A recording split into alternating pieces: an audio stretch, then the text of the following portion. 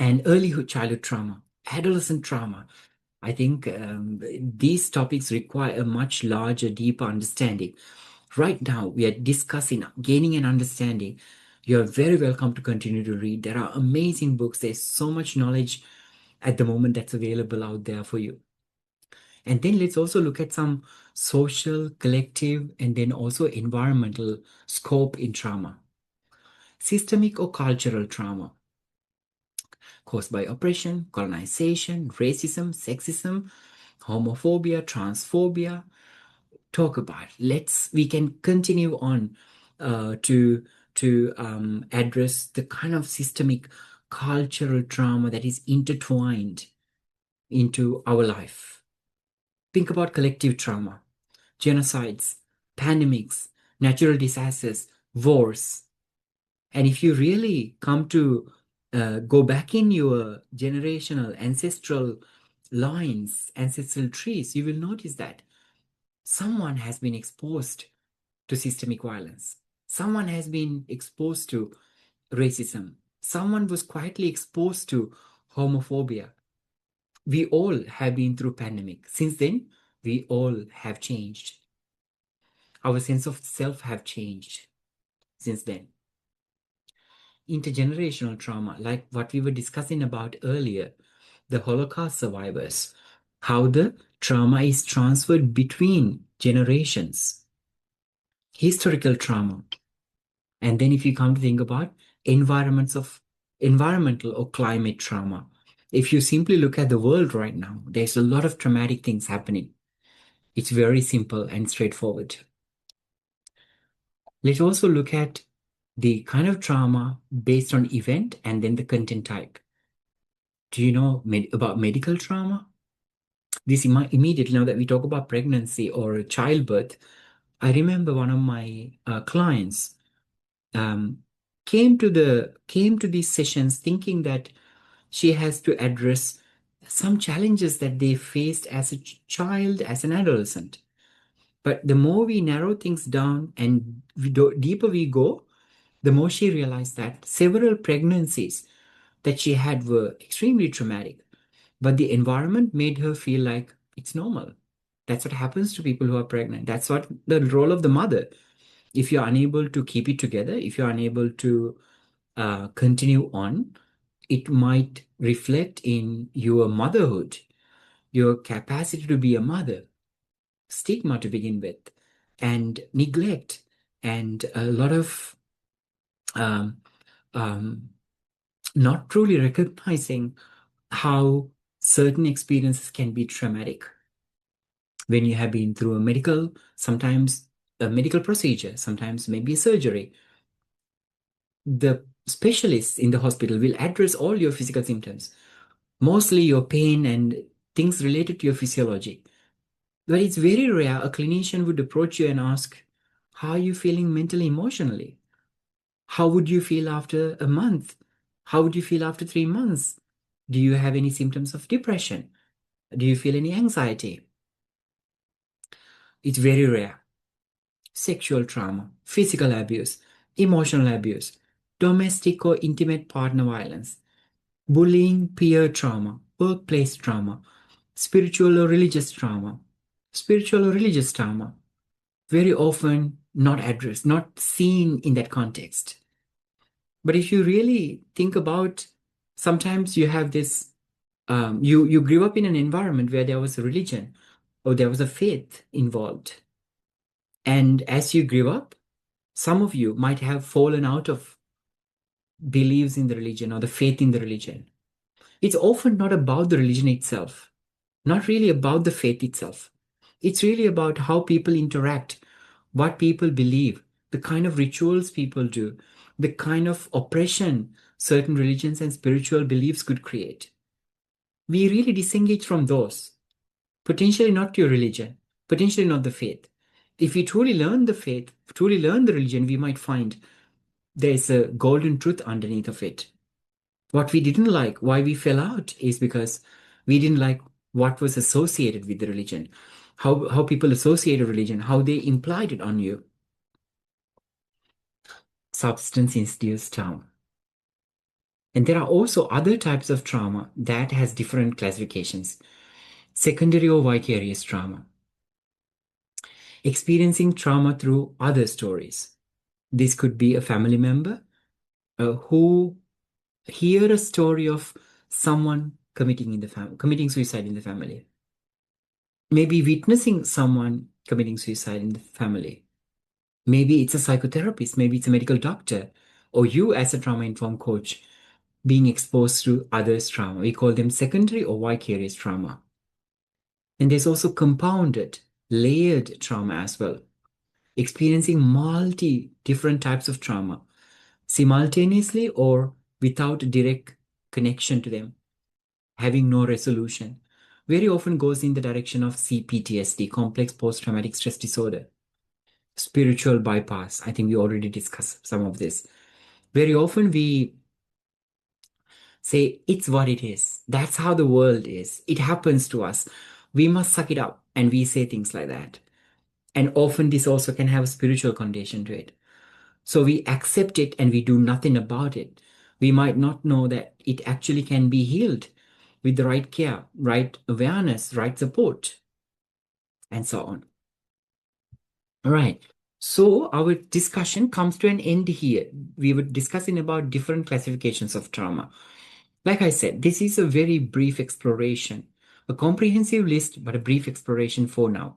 There are so many layers, like an onion, you need to peel over and over again to get to the bottom. And this is also why, after this program, after this lecture series, that you're not really able to engage in working with clients past yet. You cannot really work with clients' trauma. You only can have an awareness, probably an elevated awareness, and then referring the client either to a trauma-informed coach or referring the client to a clinician like a psychologist, psychotherapist, counselor, a psychiatrist, someone like that, right? So this program does not provide you with the qualification to be able to operate as a trauma-informed coach. You see the point, because this is a very surface level exploration. In order for you to become a trauma-informed practitioner, you need to understand these aspects and their trauma responses and how the dynamics of them in depth. Coming back to the previous question I asked you, how did you come to be who you are, your sense of self? It's a very difficult question to answer, I would say. You're right. When you thought it's a difficult question, you're right. We have many different systems. Now, if you just simply look at these images, there's the nervous system, there's the blood system, there's the skeletal system, there's the all kinds of systems in our body, and they all have different types of functions. They all indicate different things. So very hard to really break ourselves down into some kind of understanding who we are. So let's just do that a little bit. The body. You have a body. Now we know, based on these 3 sessions we have had, you know your ancestors gave you gifts. Some of those gifts were very pleasant. You gained the ability to maybe um, have a specific talent towards something. Or maybe you have a specific side to you that is humorous. Maybe you inherited it from your grandfather. Maybe there's a fear towards a specific type of people. Maybe you inherited it from your grandmother because maybe she was hurt by some of those people who look like them. So you already realize that your body already carries a lot of information, literally, all who you were when you were born, if not actually the moment you were conceived.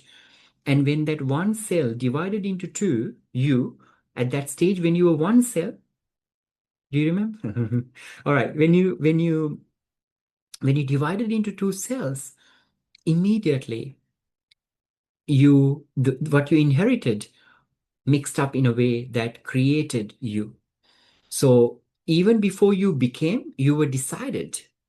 We might not have known which sperm will reach which egg. We might not have known that. You might not have known that. I might not have known that. But we already know that you were already formed. And that had nothing to do of your cognitive self. That had nothing to do with your conscious self at that time, because you did not have this outer conscious awareness into the world.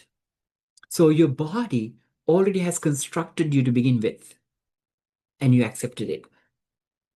The time itself is very complicated. Very often we look at the sun, look at the moon, and then we say, it's this time. It has taken this long. That's not really time. In simple terms, it's just a comparison between external world and being able to tell that in the external world, while the earth is moving around, I have been able to do this. Oh, this is happening to me. But time really actually initiated for you the moment that one little cell divided into two cells. When those cells divided again.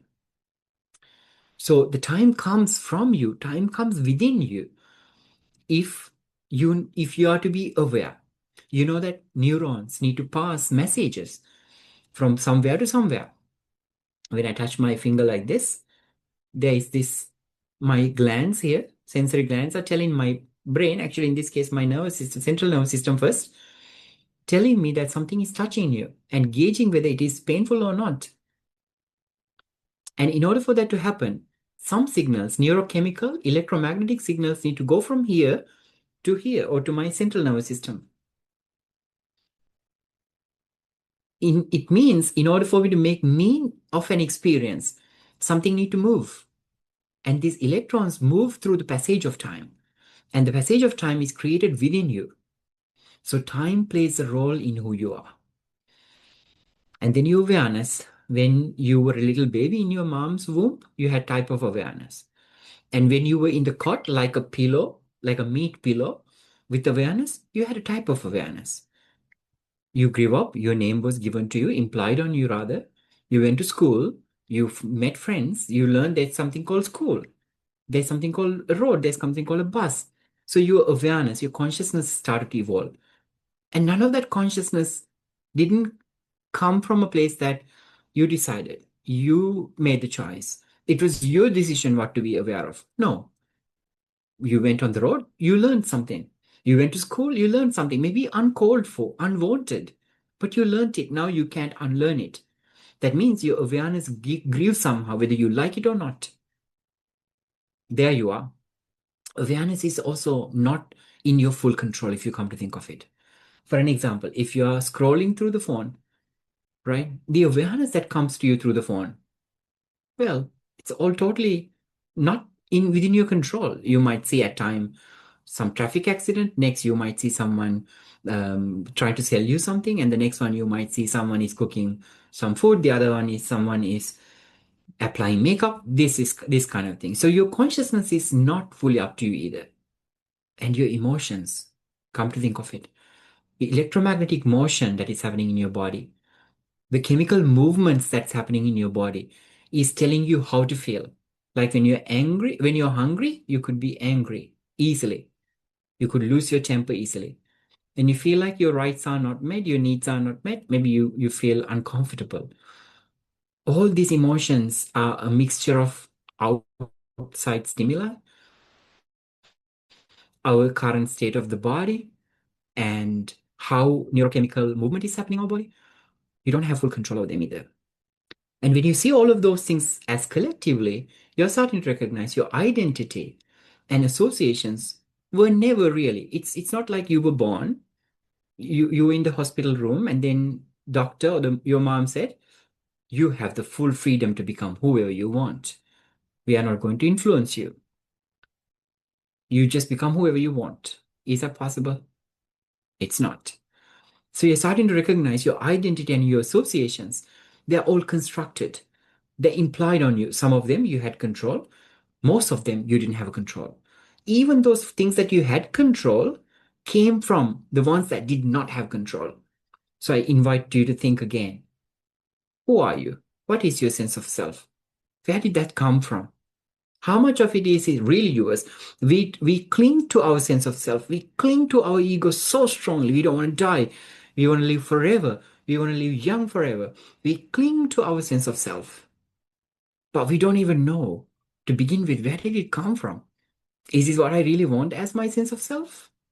Sometimes. And on the other hand side, We look at ourselves in the mirror and we don't see ourselves. We can't see ourselves. We pop, what do you call it? You may change your lips to see yourself differently in the mirror. You only take selfie from that specific side. You only like this part of you. You feel very uncomfortable, this part of you. That's telling you a story. It's telling us that some part of you, sense of self, that's something incongruence. And there are some parts of you, not really. And all of this is tied together with something that none of us really know about life energy. Somehow, all of these things are in optimum condition as far as there's some mysterious element, life energy that is within us, which I think in this conversation is the only constant thing I can think of. The rest of it, you notice that, which you strongly believe, that you cling on to, which you protect so strongly as you, is not really in full within your context. Most it was implied on you. And this, well, since this is a trauma related conversation, you notice that I talk a lot about trauma. But I also want to remind you, like certain things that I mentioned earlier, you learn from your grandmother how to love. You gain a knack of dancing from your great great grandfather, maybe. Maybe you became a really good sportsman because you belong to an ancestral line. Everyone has been very athletic. You became absolutely desirable, absolutely pretty or handsome, beautiful, thanks to your ancestors, the kind of genes that they decided to mix. Maybe someone came from one country, they married to someone else.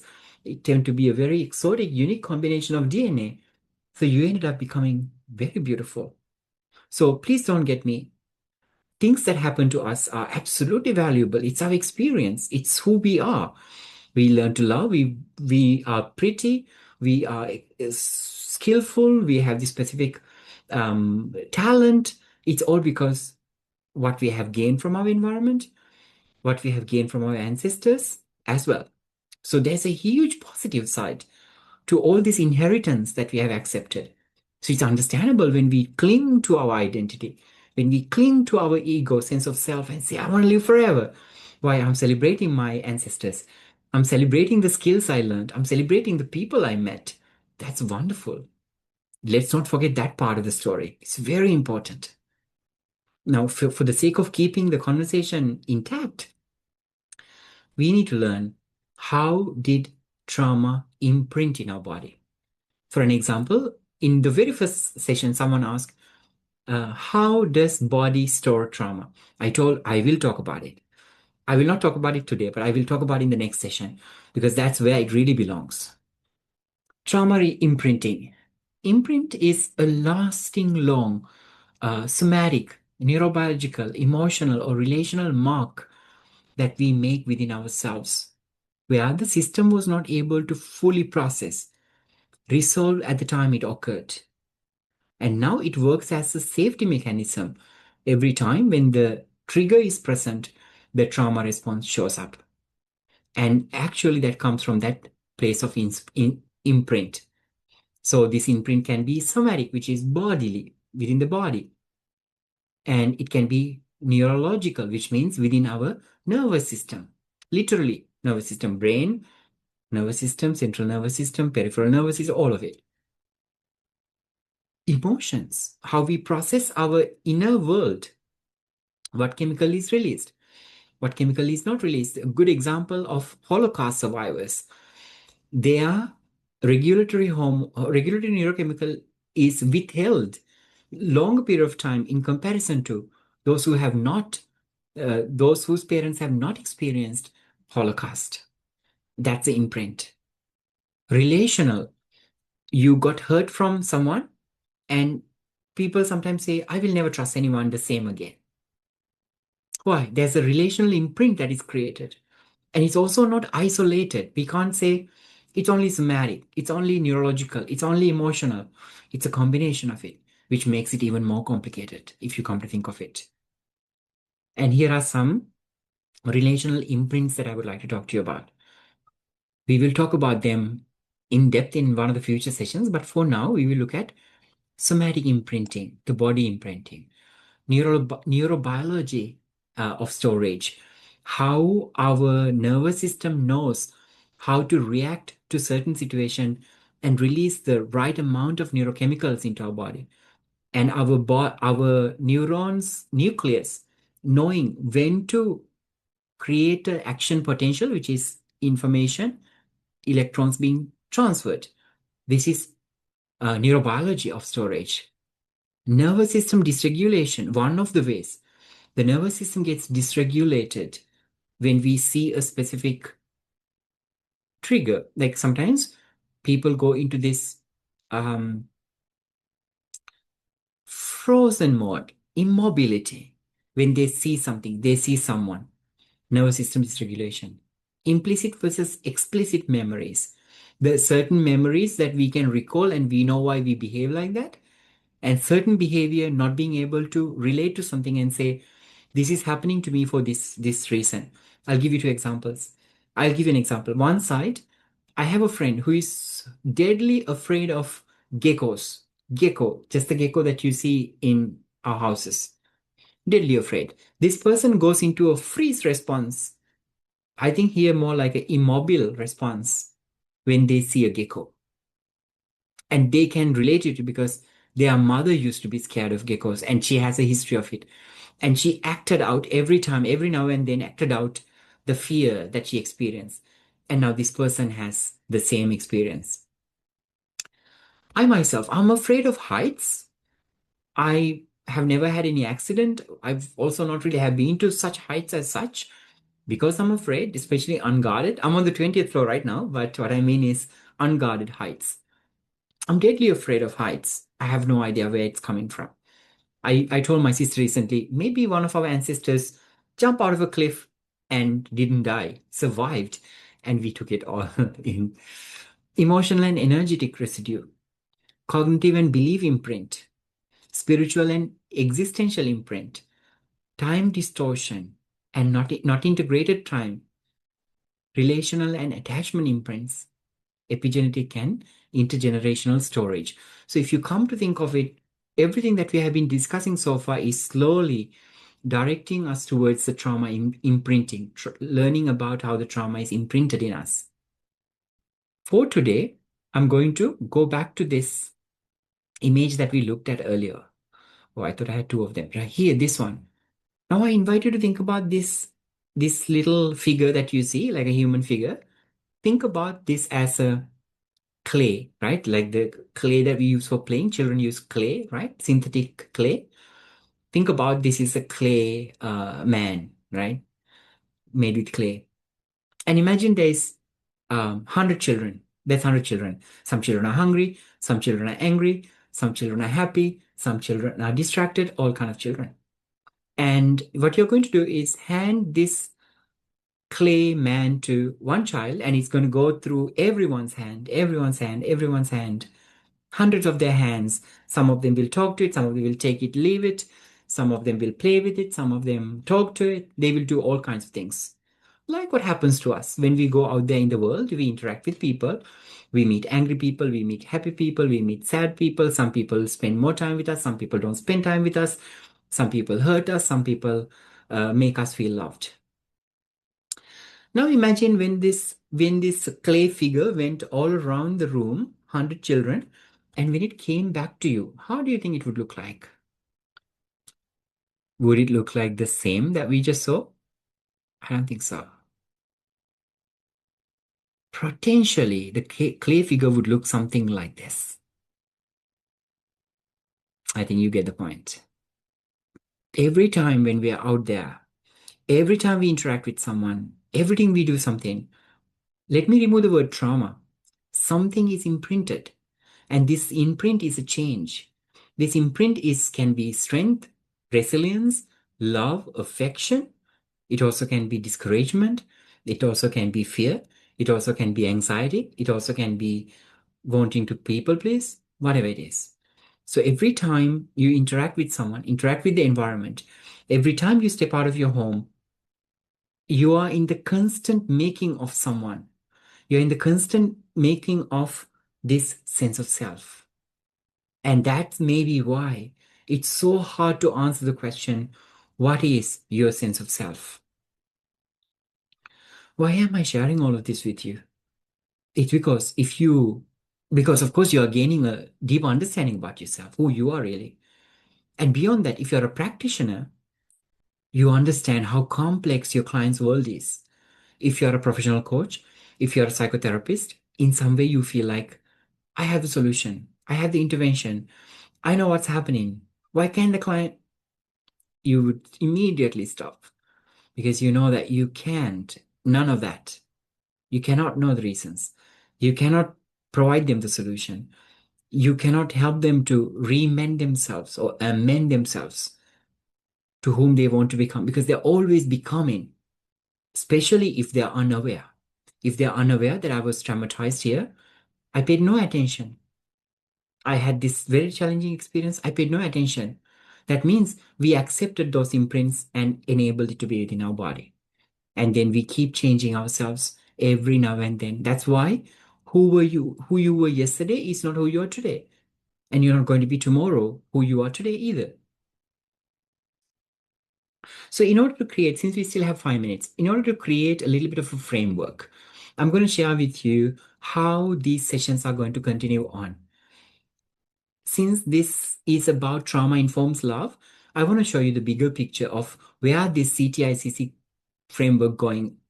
What is it like? What is the bigger picture like? Because right now, this is an introduction, some ideas. So let's go. Looks, please share the registration link now. I think it's a good time. All right. So let's start with, so I would like to call this trauma evolution model, right? HTEM. I gave birth to this. I created this. So Hetiadra trauma in evolution model. Let's look at it. I would like to see things in triangles for some reason. I'd like to see things as trinities very often. And I think this is out of scientific explorations I'm saying now. I see interesting connections between threes in the universe and ourselves and dynamics around us. Therefore, I'm going to stick to these three layers like a pyramid. So the stressor related experiences that we have been talking about, stress, adversity, trauma, you're aware of that. Now we are much aware of them. And then if you go forward, beyond that, what happens when the stressor related experience happened to you? What happened? An imprint was created. This imprint can be a mental one, emotional one, physiological one. Now you're aware. So the stressor related experience leads you to an imprint, a mental, emotional, physiological imprint.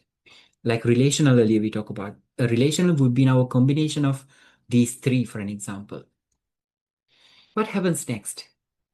Now, effect of the experience. Because of that stressor related experience and the imprinting, something happens to us. The effect of the experience. Most of it, if you look at it from a trauma perspective, it's an impairment. We can't really keep our relationships with people. We are impaired. Our school, our work is impaired, impairments. And at the same time, when something very difficult happens to people, it's not always negative. It's not always bad. It may be a difficult experience. It may be an overwhelming experience.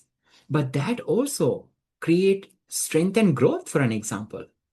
You notice sometimes, I have seen this in many people, when they hit the rock bottom, when they have been sabotaged, when they have been abandoned, when they do not have the right support, when they hit the rock bottom, they stand up and they get the things done. Sometimes they might not do that if they had all the support, for an example. So the stressor related imprint can also make someone strong, grow as well. And then there's also adaptive stabilization. What is adaptive stabilization? This is when seemingly behaviorally, emotionally, cognitively, nothing is visible. Neural adaptation, we call it. That means something happened. It was maybe overwhelming, maybe it was depriving, but our body had the resilience to be able to, our nervous system, our logical thinking, maybe support was available to you. Therefore, you adapted it. It changed you somehow, but not maybe visibly, not as much as strength or impairment. It's almost like it just didn't make a huge impact in your life. We call it adaptive stabilization, neural stabilization in this case. The next stage I thought of is the trauma-informed care. Now, why is important to be informed? Why or how are we going to enable growth, right? So within trauma-informed care, there are three elements we need to know: capacity, support, and meaning. What is capacity? Capacity is how adaptable is your nervous system. In the previous one, we said adaptive stabilization. That's why sometimes two people in the same car with no injury could have very different psychological responses, emotional responses to what happened to them. One might just walk away and have no problems at all. One might maybe not able to stand up and go to work. That's capacity. For an example, the ability of adaptive stabilization is one of the capacity, I would say. Another type of capacity is window of tolerance. Some people can experience great deal of pain. They will stand tall. There are other people who break down very easily. Capacity. It's a neural adaptability, about ability to the nervous system to process, our cognitive capacity, emotional capacity, and so on. So the trauma-informed care needs to be, in order to provide trauma-informed care, we need to understand the capacity for that person to receive care. And support. Support truly, like for an example, a client, earlier I said, a client who thought all their problems were in their childhood and adolescence learned that their real problem is, or the real challenge that they experience is during several pregnancies. And that came from a place of support, working with a psychologist, going through therapy, maybe receiving certain support. Like for an example, in my case, I use plant medicine, I use psychedelics, support, the nurturing, caring support, trauma-informed coaching, psychotherapy, other supportive care, medicine, support. The client's ability to make meaning out of it. Why is this happening to me? What do I do about what happened to me? How do I look at things from an existential perspective? How long am I going to drown in this pain? Or how quickly would I get out? The trauma-informed care. The person who is experiencing stress-related thing need to find out capacity, support, and meaning when we provide the trauma-informed care. Next one. This is a 6 triangles, 6 pyramids. Next one. The integration and transformation. How do we activate? Now, we understand that one needs to have the right support, meaning, and the capacity to heal in order to be, that is what makes the trauma trauma-informed care is conducive. And when they are able to receive care, there are two things. When we do integration and transformation through that trauma-informed care, things that happen. Growth expansion. Growth and expansion. Very often we call it post-traumatic growth. So as a child, I had many adversities. I overcame them, and here's my growth. This is what I'm doing for a living. I love what I do. I think that's growth and expansion. The window of tolerance is expanding. Awareness is expanding. Growth and expansion. As that is happening, what happens to your identity? Your identity is reorganizing. Why? Every time you shook someone's hand, like clay, something changed in you. So every single day, every afternoon, every morning, you're reorganizing your identity. Huge opportunity. Huge opportunity. We don't have to buy into the current identity. We don't have to buy into our current sense of self. We can change if we wanted to. And then, nevertheless, while there's growth, expansion happens, identity reorganization happens, there can also be enduring constraints. We can't confirm that every kind of trauma can be fully resolved, that every kind of trauma will be fully healed. There are going to be certain types of trauma, certain type of imprints it's impossible to get rid of. Like a genetic imprint, for an example. We can control it, but we might not be able, we are not able to get rid of. genetic imprints, for an example. So there are going to be certain enduring constraints as well. So we need to be realistic as well. That is integration and transformation. It seems almost like this fulfills all about it. But the truth is, there is another layer, the most important layer, which is the the inner embodied expansion, your autonomy, changing of your ego, sense of self, inner embodied experience. That means you become ever aware of your internal world, how you think, how you feel, what happens in your nervous system, a deep awareness of yourself. When we have experienced trauma, when we transform them, when we learn about them, when we understand them, when we recognize the imprint, when we look in the eyes of that trauma, when we receive the right care, when we receive the right support, we expand ourselves. So that identity formation becomes now your own. Your sense of self becomes your own because your sense of self is now determining what you want to become because you have an inner expanded experience. You become embodied to who you really are, to become who you truly authentically are. And the next one is expanded existential awareness. So the initial one, inner embodiment, going inward and understanding about yourself. The existential awareness is going outside. What am I doing in this family unit? What am I doing in this community? What am I doing in this city? What am I doing in this country? What are we doing on this earth? What are we doing in this planetary system? What are we doing on this universe?